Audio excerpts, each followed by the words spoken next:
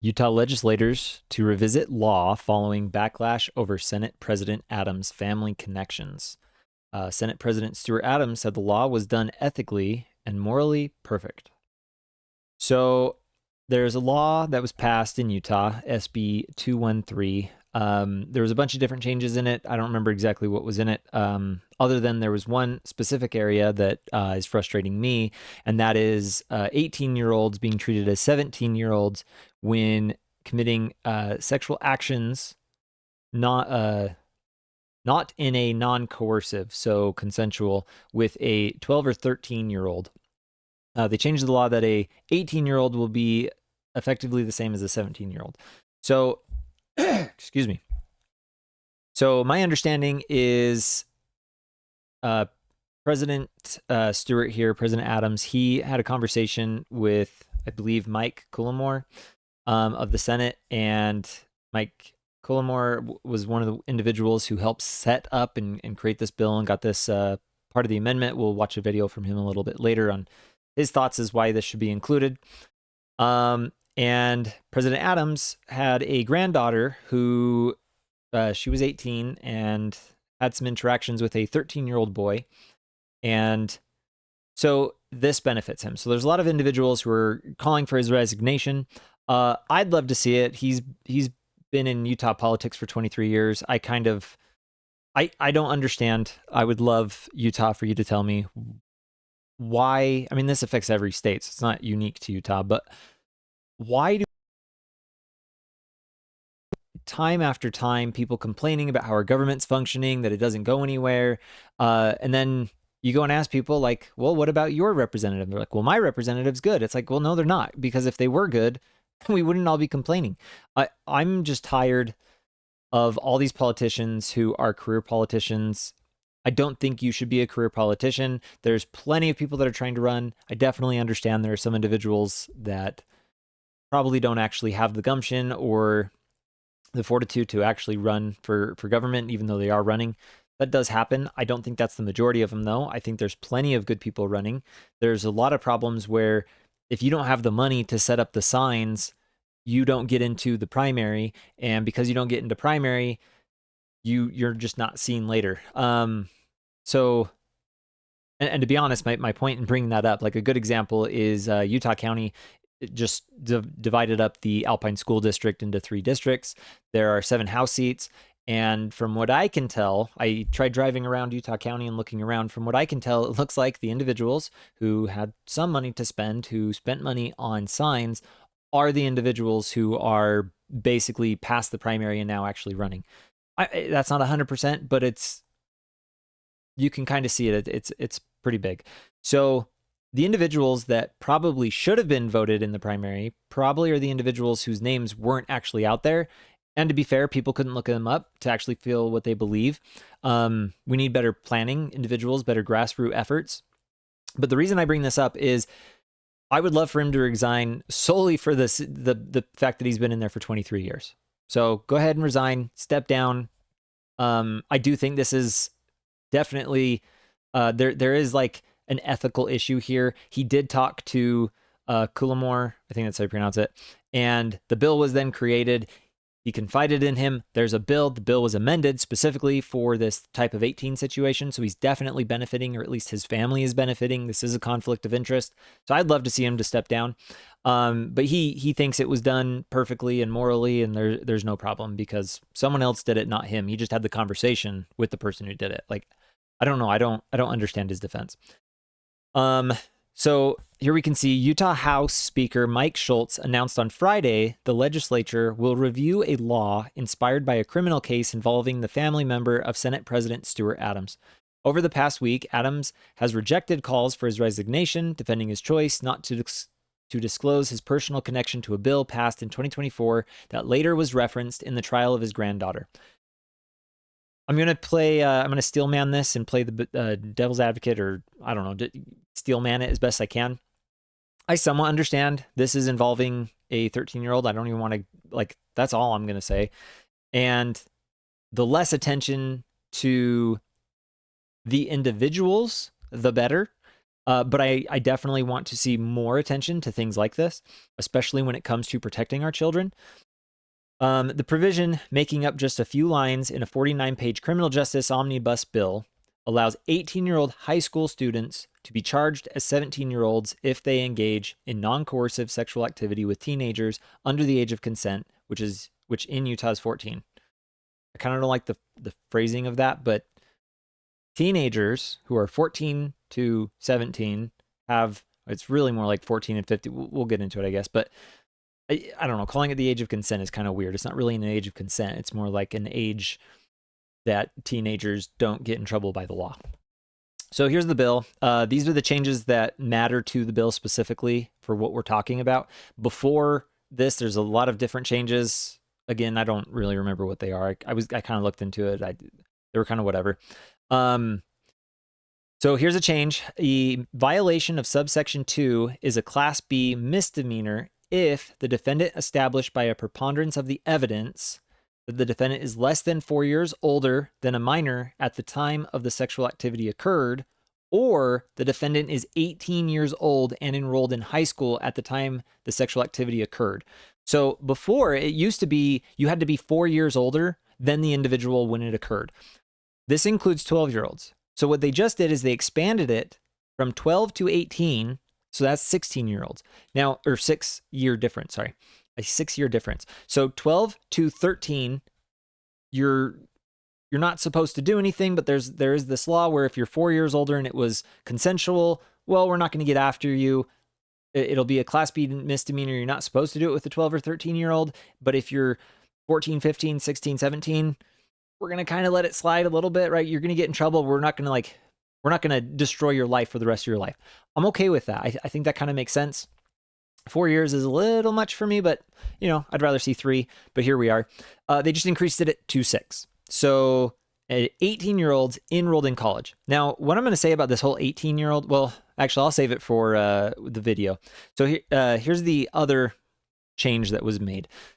So under circumstances not amounting to an offense listed in subsection 4, an actor commits an unlawful adolescent sexual activity, and section 4 is like non-consensual rape.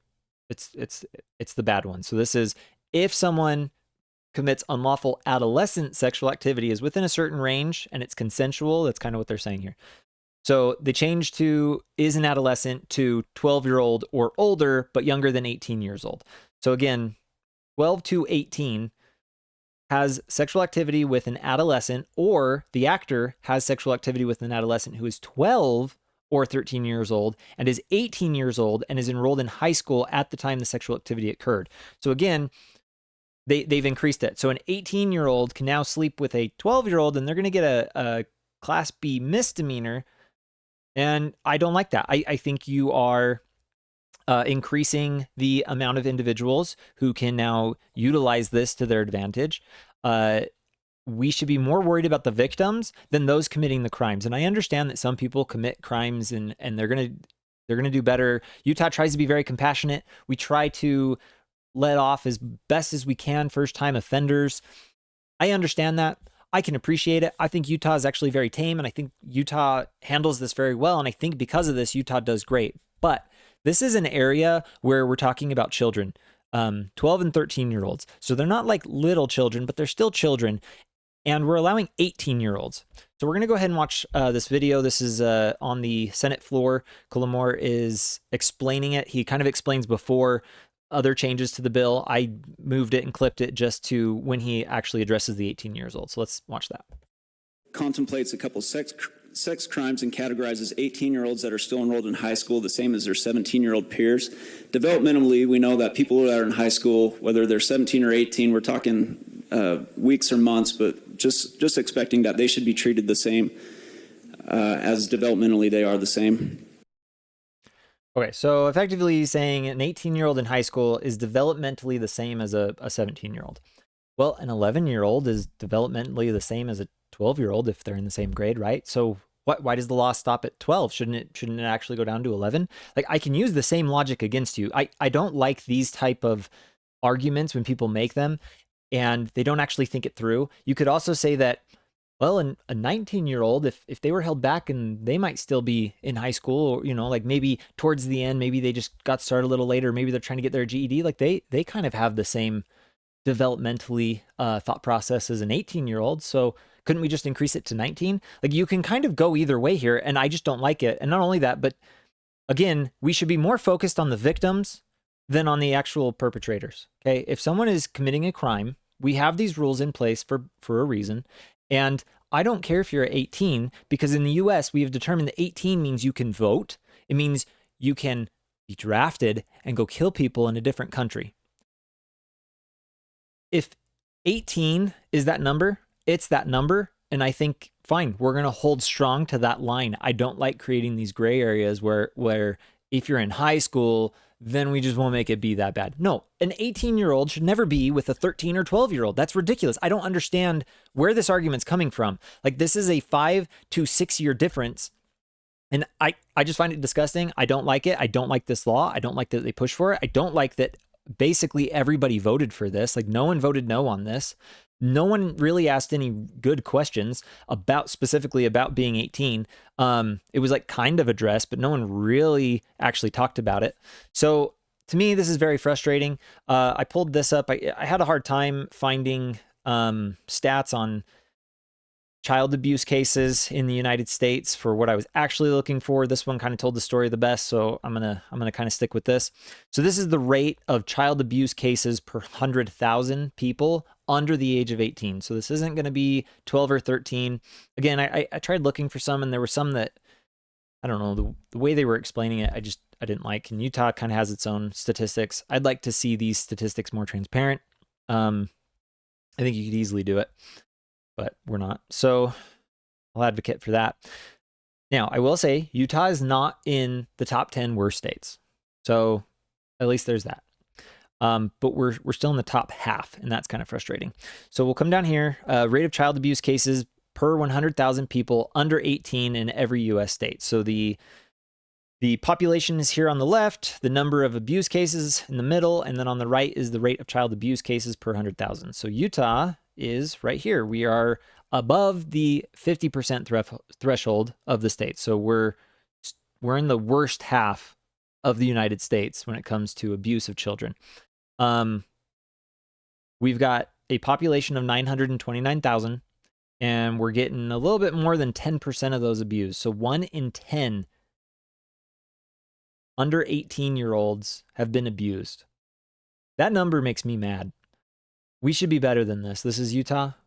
We need to be better. Per 100,000, that's 1,000 individuals. So 1% of our population. That frustrates me, and we just made it easier on 18-year-olds to commit these crimes. Utah has the Romeo and Juliet laws. I think they make sense to a degree. I don't like the scale. You have to if you're 12 to 13, apparently an 18-year-old's fine. So up to 18, whatever. 14 to 15 is a 4-year difference. So 18 is kind of already involved in that. I think 4 years makes sense. But then if you're 16 to 17, the gap is 7 years. So 7 plus 16 is 23. I don't think a 23-year-old should be having any interactions of this nature with a 16-year-old. I don't even think a 21-year-old should, but like 21, I could kind of get there, maybe. I don't like it, but like, I could kind of understand. I think one of the reasons this law exists is because it says if you can specifically prove that you had no way of knowing their age when the action occurred. I get it. Sometimes people try to trick individuals. Some people just look older than they actually are. So I don't mind having that in there. Like if you can reasonably prove that you did not know, fine. I think the burden of proof needs to be high on that, but it is what it is. I don't like 7. I don't like the 4 years. I like 3. I don't like increasing it to 6, 12, and 18. So I'm very mad. I don't appreciate what Utah's doing here. I think Drew Adams should resign or at least step down as president. because again, there's too many politicians that are just always politicians, and I want them to leave. Let some other people have a try. There's too much of a focus. Um, I two-party system, just everything's broken. The system is not working the way that I think the founders originally thought it should, and I agree with what I understand they believed it should, of how it should have operated. So it is what it is. I'm upset about it, but here we are. So Utah, do better. Let me know if you disagree. Maybe I missed something. Maybe I'm overlooking something too, or maybe I'm just being overzealous here. So let me know what you guys think in the comments. Go ahead and smash that like button, subscribe, follow me. You can follow me on X at Reese J. Crockett, as well as on YouTube and Rumble. And have a great day.